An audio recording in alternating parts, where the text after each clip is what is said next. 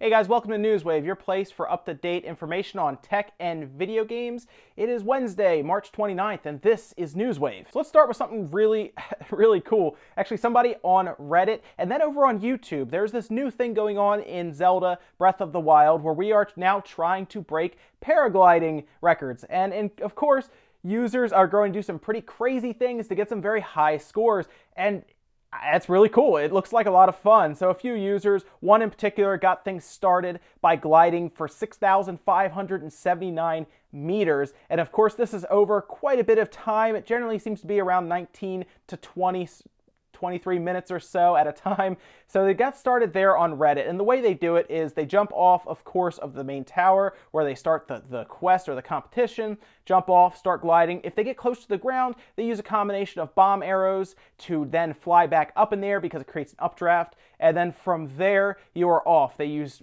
elixirs for stamina to refill their stamina, to keep gliding and to keep slowing down time when they get close to the ground with their bomb arrows, and at that point they're able to soar all the way across the map in Breath of the Wild. And this is one of the coolest things. When I first did it, I thought it was really neat to have like a way to measure of meters how far you were going. They've even been able to measure the map at around 75 or so kilometers, which is pretty big at that point. And overall, it looks like a lot of fun. I'm sure it's going to keep getting crazier and crazier where they turn around in the air and then come back.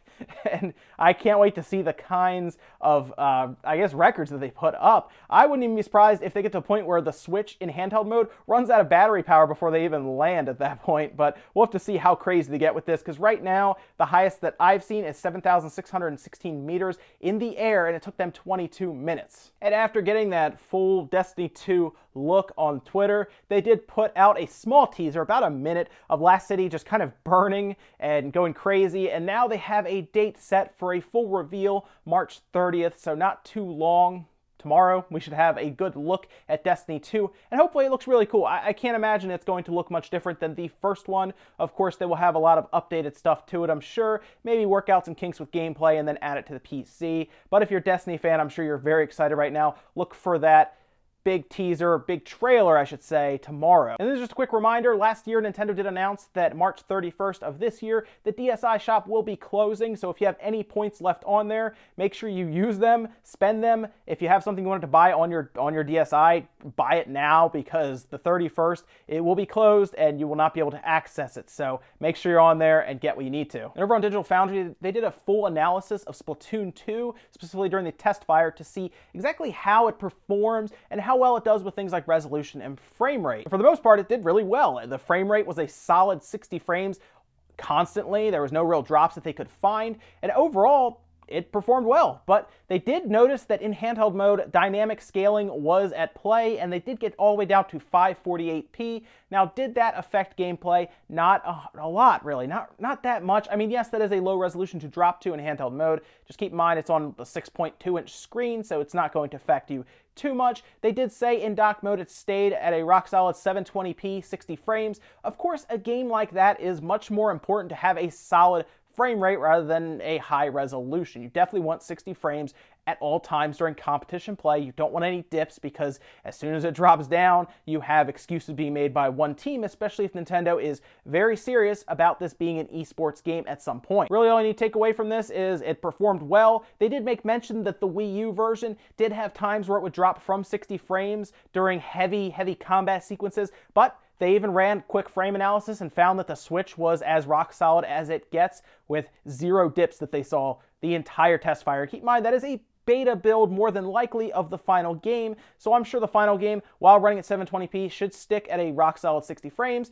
the entire time. And this is a good thing, because Splatoon 2 is supposed to be this big esports game that Nintendo is pushing. You can't push a game that has massive frame dips. I'm excited for it because it looks like a lot of fun. I didn't get in the first Splatoon much in the beginning during the Wii U generation, but Splatoon 2 at least looks fun. I feel like I could sit on the couch and play it and have a good time if I don't want to have competition, I guess, like heavy competition matches, I feel like I could kind of just hang out on the couch, play some social matches if that's what they have on their social games, and just enjoy it. It's very colorful. I like the art style, and it looks like a lot of fun. And we got a new Switch update that really is just there for stability updates. It doesn't really say what it does exactly. I assume it's just going to fix any little bugs they found, possibly update any holes in security that they have found now that that Switch system is directly in the crosshairs of any modders, soft modders, hackers, whatever you want to call them. They are dead set on getting this thing cracked so they can program for it with Homebrew, and I'm sure Nintendo is going to try their best to keep up with them. So this, more than likely, is just a way for security to be patched, or maybe they did find some kind of bugs or crashes and they just wanted to smooth everything out. Doesn't look like it's improved anything really, definitely not frame rates in Zelda or anything like that, but at least they are staying up to date. I'm sure we'll get one big update at some point that add maybe media players with Netflix or something, or maybe they do eventually change the layout or add some sort of improvements in terms of performance, but we'll have to wait and see. Keep in mind, this is 2.1.0. It's just a stability update. And a few weeks ago, we did a full indie showcase on Pocket Rumble, which looks like a very cool, very easy to get into, hard to master type fighting game that looks like it kind of pulls a lot from the Neo Geo Pocket. But it looks like they've come out now. This is Cardboard Robot G on Twitter, and they had something interesting to say. This is quoted from their Twitter. "We're currently unable to comment on the release date of Pocket Rumble. As soon as that changes, we can and will post more info." It looks like it is going to fall completely out of March. Originally, it was listed for a March release. Not anymore, apparently. We don't even know if it's going to come out in April now, and it's odd that they're not able to comment on it because that could be a couple things now. Of course, they probably wanted to release together with the PC version since it is early access on PC, and they have been kind of pulled to the side to make a Switch exclusive version of it from like a PS4 or an Xbox One version, which is not listed for. And it could be that they are just having issues, maybe working with Nintendo to make it launch in parity. I doubt it's anything on a technical side because it probably is pretty easy to move that kind of a game over to the Switch. It probably comes down to more licensing and marketing and when Nintendo wants it to come out as opposed to when Cardboard Robot wants to come out. Either way, I'll keep an eye on this Twitter and I'll keep an eye on Pocket Rumble because I really wanted to play it. I know Evan wanted to play it. I'm sure some of you guys wanted to play it as well, so just keep an eye on this channel. I will let you guys know, in Newswave specifically, when we can expect Pocket Rumble to come out. And with that, let me jump over to some really cool news, some interesting, just really neat fan stuff that people are doing. And this is from a user over on YouTube, Devon Laser, that's on their Twitter handle is @DevonLaser, and they posted some interesting stuff, specifically Yooka-Laylee as a 2D Super Nintendo game. Maybe a little more specific, it's actually a Super Famicom game technically, despite those consoles mostly being the same internally, with just tabs kind of stopping it from playing one or the other. But overall, they've actually taken Yooka-Laylee, at least the idea of it, and they've kind of morphed it into a 2D Super Nintendo type game. It's like a side-scroller for a 16-bit era, and it looks really cool. And in the video you're seeing here, they actually played it on camera, showed it to us, it boots up. We're not sure how far it actually goes in the game. Maybe it's only like a couple frames or a first level with no real enemies or anything going on, but the idea that somebody took this game that they are so fond of and turned it into a full 18 or 16-bit game on the Super Nintendo is really neat. And I like when fans do this kind of stuff. I'm looking forward to Yooka-Laylee. I'm sure a lot of you guys are as well. And this is just getting me ready for this game to come out because I feel like I'm just going to play it for quite a while, probably on stream with you guys, and just have some good old-fashioned Banjo-Kazooie fun. The last bit of news today, guys, actually centers around Rocket League possibly going to the Switch. At least Psyonix is saying that they are evaluating the possibility that Rocket League could go to the Switch. And it's certainly no secret that Rocket League is a very popular game. It's a lot of fun.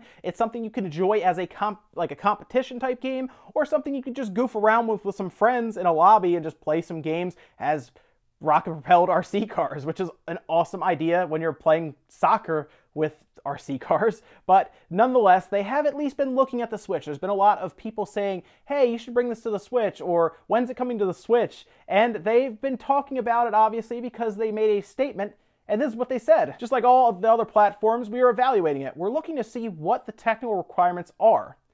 We're looking to see what kind of true community demand there is. We're looking to see how it would benefit the community as a whole. So we're still in that evaluation phase. It's definitely too early to say that it wouldn't happen, but it's also definitely too early to say that it would. They also followed that up saying that they are really interested in if the community actually wants it on the Switch and if it would benefit them, because keep in mind, we all like games, we all enjoy playing them, but there is a massive business side to it. And if there's no point in them porting it over because most people wouldn't really buy it and they wouldn't benefit from it, they won't move it over. But if you want it on the Switch, if you're a Switch owner and you think you would enjoy having Rocket League as a portable game that you can play on the go, of course it's one you would probably play more at home when on the internet, but it seems like a cool idea to take it on the go. Maybe there's 7 other people with a Switch around you, and you guys can have some really cool over-the-air local gameplay with Rocket League. And that seems like the perfect game for the Switch in those terms, considering the Switch is doing everything they can to make it so you can do local like gameplay or co-op with other people around you. And I think they should bring this over. Psyonix, you need to bring Rocket League to the Switch. Just give me one other system to play it on. I've already bought it on like 2 or 3 at this point. So why not buy it on the Switch as well? I think I'd actually have a lot of fun with it, taking it places and setting up and playing on the go. I don't think they get any co-op out of the system together. I don't think you'd be able to do 2 people playing on the same screen. That might be, 1, a little too taxing for the system, and 2, if you're trying to do that handheld mode, it'd probably be nearly impossible to see what's going on. So I think it would work fine as a 1 player per screen game, and then everyone with a Switch can kind of gather around and play together, especially if you can get 3 people who are all around you in a match together, and then you guys go play other people. So I hope Psyonix listens to fans. If you want them to bring it over, send them a tweet. Just say, hey, you should bring this to the Switch. Go over to their community forums and just start posting and talking about the Switch and seeing if they will bring it over. Of course, that's only really if you want it on the Switch. If you don't, I just wouldn't really bother with it. That's it for Newswave today, guys. Make sure you comment, like, and subscribe, and definitely talk about anything we said here in this video. I'm very curious what your guys' thoughts are. Definitely on Rocket League to the Switch, or maybe paragliding in Zelda. I think there's a lot of stuff there, especially with the crazy amount of competition in things like Zelda that is a single-player game where you are trying to rack up scores that aren't technically tracked by the game. Also, let me know if you're sad about Pocket Rumble getting pushed to an unknown time. We still don't even know when it's coming out. We like to think it's next month, but it could be later in the year at this point since we're not even sure what's going on behind the scenes. But that's it for today, guys. I will see you next time.